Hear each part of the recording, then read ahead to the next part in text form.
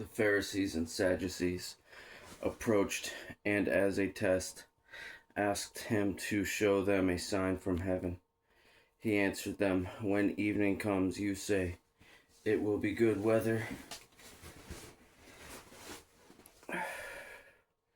because the sky is red, and in the morning, 'Today will be stormy,' because the sky is red and threatening. You know how to read the appearance of the sky, but you can't read the signs of the times. An evil and adulterous generation wants a sign, but no sign will be given to it except the sign of Jonah." Then he left them and went away. The disciples reached the other shore, and they had forgotten to take bread. Then Yeshua told them, "Watch out and beware of the yeast of the Pharisees and Sadducees." And they discussed among themselves, "We didn't bring any bread." Aware of this, Yeshua said, "You of little faith, why are you discussing among yourselves that you do not have bread? Do you understand yet?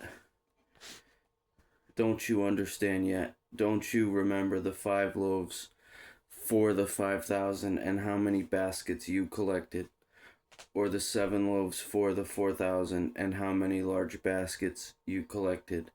Why is it you don't understand that when I told you, 'Beware of the yeast of the Pharisees and Sadducees,' it wasn't about bread?"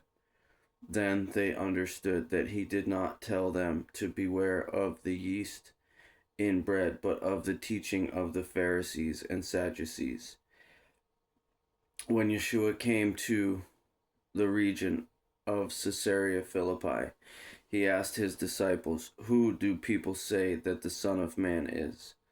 And they said, "Some say John the Baptist, others Elijah, still others Jeremiah or one of the prophets. But you," he asked them, "who do you say that I am?"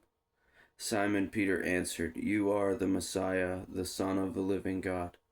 And Yeshua responded, "Simon, son of Jonah, you are blessed because flesh and blood did not reveal this to you, but my Father in heaven. And I also say to you that you are Peter, and on this rock I will build my church, and the forces of Hades will not overpower it.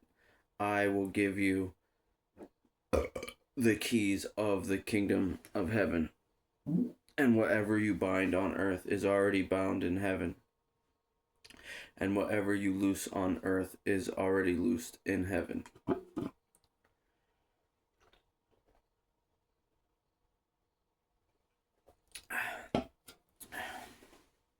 And he gave the disciples orders to tell no one that he was the Messiah. From then on, Yeshua began to point out to his disciples that he must go to Jerusalem and suffer many things from the elders, chief priests, and scribes, be killed, and be raised the 3rd day. Then Peter took him aside and began to rebuke him. "Oh no, Lord, this will never happen to you."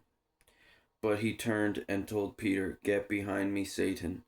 You are an offense to me, because you're not thinking about God's concerns but man's." Then Yeshua said to his disciples, "If anyone wants to come with me, he must deny himself, take up his cross, and follow me. For whoever wants to save his life will lose it, but whoever loses his life because of me will find it. What will it benefit a man if he gains the whole world, yet loses his life? For the Son of Man is going to come with his angels in the glory of his Father, and then he will reward each according to what he has done. I assure you, there are some standing here who will not taste death until they see the Son of Man coming in his kingdom."